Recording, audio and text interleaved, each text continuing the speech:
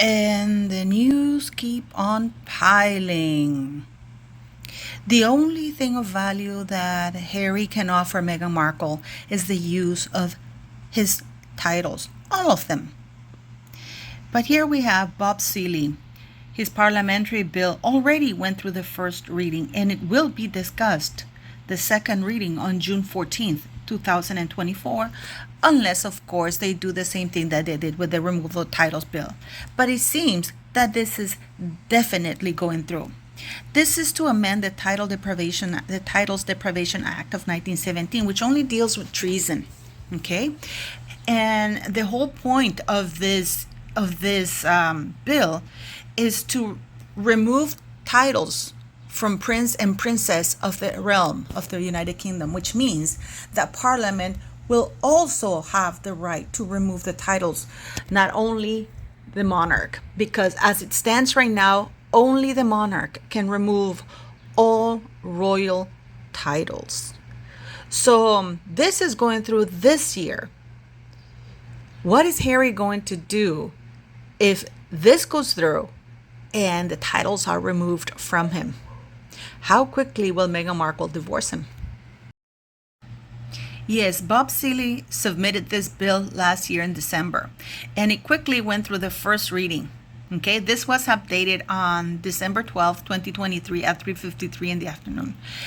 A bill to amend the Titles Deprivation Act 1917 to deprive in certain circumstances princes of the British dignities and title. Princes of their British dignities and titles, which means that this is for Parliament. This is not to grant Charles or the monarch the right to do that, because please understand that only the monarch can remove all titles, royal title styles and dignities, because they're all honorary and granted by the monarch. So this is why this bill is going through, to give Parliament the power to do so when the monarch refuses to act in the best interest of the monarchy. And we've seen it right now with Prince Andrew and Prince Harry. And what would that mean? What would that mean for Harry and his descendants? All that Harry and Meghan needed to do was to behave decently, be honest, serve the people of the United Kingdom and Commonwealth, get involved in the projects, just like Meghan said, hit the ground running, help, and respect the protocol and the ranks within an institution, which they apply not only to the monarchy, it's everywhere. The president of the United States is in a higher position than the vice president of the United States, and so forth. Even when you work at McDonald's, the cashier has a lower rank than the manager of the place.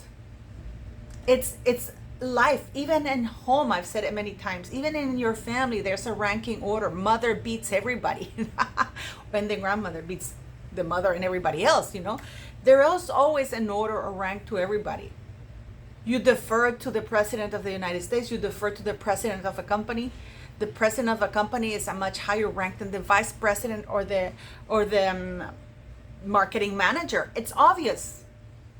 But Meghan and Harry could not handle not being deferred to. It's not that they're against deference or they're against people bowing to them or the whole curtsying at all. No. That's not what they're against. They're against the fact that they have to bow or defer to others, because in their very own minds, all they have, they're better than everybody. Meghan, like she said, she was coming and telling the royal family, who's been doing charity for quite a long time, but this woman whose life was a mess, who didn't even own her home, a car, nothing, was going to tell the royal family, all these professionals who've been running charities for a long time, how to do their jobs. The difference that Meghan Markle wanted to teach the royal family to do charity was how to monetize it for her own good, how to exploit it to make yourself look better. It was because Meghan Markle has used charity to enhance her image.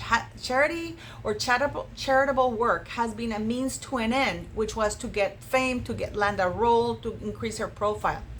She and Harry and I say Harry, didn't understand that charity is about others. That's all they had to do. That's all they had to do. But no. What did they do? They lied, they slandered, they defamed, they have trashed everything and everybody just because they don't defer to them. They are very lucky that Charles had absolutely zero spine and zero values, because we can see Charles' history of what his values are. That is a fact. This is not me hating on him. This is a man who doesn't value his family. He didn't value his mother. God knows he wrote that book and then gave the interview. And Charles has never ever apologized for the things he said about his father, his mother, and the late Princess Diana.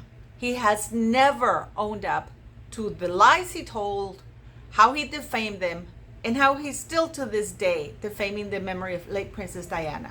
With this being said, I have never said Princess Diana is a saint, ever. We're all flawed. But blaming Princess Diana for responding to the actions of her husband, it's like blaming a woman who's been beaten by her husband that she finally punches back. And and the husband is looking, how dare you hit me back while I'm beating you? How dare you? That's what Princess Diana did in my book. She hit back. Charles didn't like it. So how can we expect Charles to do anything when he's got such a long tail where people can step on things he's done wrong and continues to do that? This is why I say Harry and Meghan are lucky that Charles is the monarch. They're very lucky because they feel secured in the knowledge that Charles will never, ever act and behave like a monarch. This is why Bob Seeley put forth that bill, which is to remove that, to give Parliament, amend the 1917 Deprivation Act for treason, to amend it so Parliament can remove the titles, the prince titles and styles and dignities of princes of the United Kingdom under certain circumstances, which in my very humble opinion, Harry, because please remember, Meghan does not have any titles. Meghan Markle, as a courtesy, is allowed to use her husband's titles. If she had any pride on herself, on being a feminist, like Gloria Steinem shamefully gave her that award of the Woman of the Year for being a feminist. I'm a feminist, but I'm going to use my husband's titles. Don't call me Meghan. Call me the Duchess of Sussex. I'm the Duchess. Call me the Duchess of Sussex. I am the Duchess. She's a Dutch ass for sure, but not a Duchess. So she doesn't have any titles. So she's using her husband's title. So because I know that a lot of you have said, well, what if they remove the Duke titles? She can be called Princess Henry. I want you to understand that the monarch can remove all titles. People are confused because what it takes an act of Parliament is to amend the line of succession, to make changes to the line of succession. But all royal titles, and I left a picture at the very beginning of this video, which I posted many times, and I will leave the link in the video description. Look for this in the video description. My email is in the video description, okay? But I will leave the link with the parliamentary response as to why Parliament rejected the UK parliamentary petition to remove Harry's titles. They very clearly say that all matters relating royal titles, styles, and dignities are up to the monarch. They can't interfere in that because all of these titles, styles, and dignities are honorary. So what will happen to Harry if this act goes through? And now it is certain that it will be debated. It got the second reading. And unlike the removal of titles bill, this one will be discussed in Parliament on June 14th, 2020, on June, yeah, I think June 23rd or June 24th. You read it with me, the thing. But in June 2024, sorry, I forgot. I was a decade behind. In 2024, June 2024, it will be debated a second reading. And given the environment of things, this is going ahead. This is going fully ahead. And what will happen to Harry? What will happen to Harry once Parliament passes that amendment of the Titles of Deprivation Act? This is why I want you to go and check the link I leave in the video description, because it'll take you to the UK parliamentary petition that was rejected for removing Harry's titles. And it talks about the 1917 Deprivation Act. And they say that under the current 1917 Deprivation Act, they can't do anything about it because it's only for treason and certain things. In my book, Harry has committed treason. Meghan has not, because Meghan is neither royal nor British. She's American. So if anything, she's anti-monarchist because, and her feelings.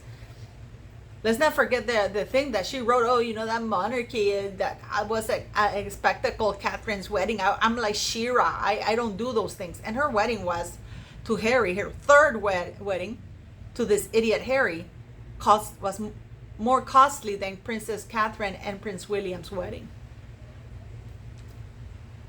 So yeah.